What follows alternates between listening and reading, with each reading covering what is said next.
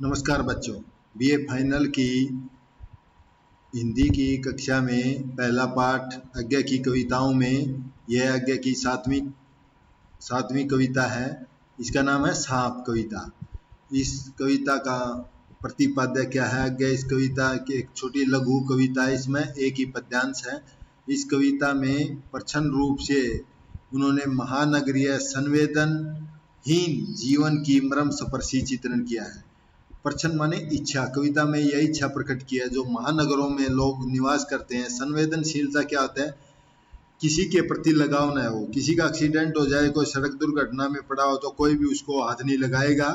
सभी किसी के भी उसके हृदय में थोड़ी भी दया उत्पन्न न हो, उसको संवेदनहीन बोलते हैं।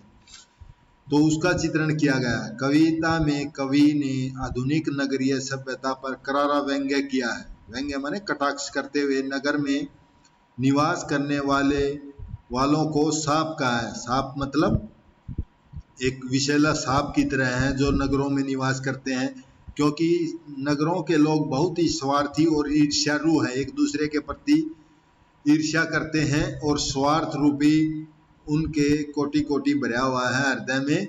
आमतौर पर सांप जंगलों और वीरानों में रहते थे, इसलिए सभ्य नहीं हो सकते और न डसना छोड़ सकते। किंतु मनुष्य रूपी सांप ने, जो नगरों में रहते हैं उन मनुष्य, वे क्या है? मनुष्य रूपी सर्प हैं। ऐसे सर्प हैं, ऐसे सांप हैं जो नगरों में रहता है, परंतु उसे सभ्य मनुष्य की तरह मिलजुल कर रहना नहीं आता है। यानी कि जो शहरों में रहते हैं उनके आस पड़ोस में कुछ भी दुर्घटना हो जाए, परंतु वह कोई भी आके ये नहीं पूछता भाई क्या हो रहा है, क्यों हो रहा है। यानी कि स्वार्थी हो गए, सिर्फ अपना अपना देखते हैं, दूसरे से कोई मतलब नहीं। वह अपने मित्रों के लिए ईर्ष्या रूपी विष सदा ही अपने हृदय में रखते हैं। यानी जो उनके मित्र हैं उनके प्रति ईर्ष्या का भाव पैदा रहता है। मौका मिलने पर उसे डस भी लेते हैं। यानी डसना मतलब ईर्ष्या रूपी डस से लड़ाई झगड़ा करते हैं। और कवि प्रश्न करता है कि उसने ऐसा काम करना कहाँ से सीखा, क्योंकि नगरों में तो सांप होते नहीं, परंतु इन सांपों की तरह रहना उसने सीख लिया।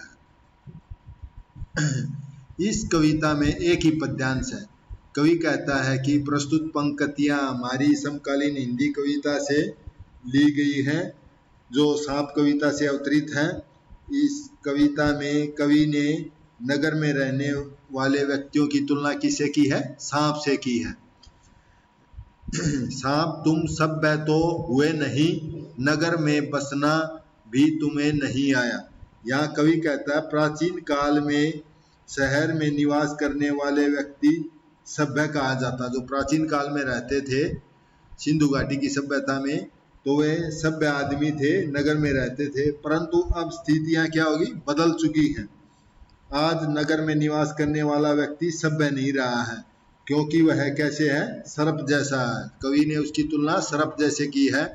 कवि कहता है तुम नगर में तो बस रहे हो, परंतु तुम सभ्य नहीं हो। नगर में बसना भी तुम्हें आया नहीं है। यानी कि तुम सर्प जैसे हो जो नगर में होते हुए भी सभ्य नहीं हो, और नगर में तुमने कैसे बसना सीख लिया। एक बात पूछूं तब कैसे सीखा डसना, विष कहाँ से पाया। विष का मतलब है जहर। जहर माने ईर्ष्या रूपी जहर। डसना माने एक दूसरे के प्रति घृणा भाव रखना। यहाँ कवि कहता है कि सर्प से पूछता है, वह उसकी एक बात का उत्तर दे कि उसने दूसरों को डसने का कार्य कहाँ सीख लिया, दूसरों को हानि पहुंचाने का कार्य कहाँ से सीख लिया, उनके अंदर विष रूपी ईर्ष्या कहाँ से आया है। उसके कहने का भाव है कि शहरी लोग क्या है? स्वार्थीपन है। स्वार्थ के कारण एक दूसरे के प्रति ईर्ष्या, द्वेष, लड़ाई झगड़ा करते हैं।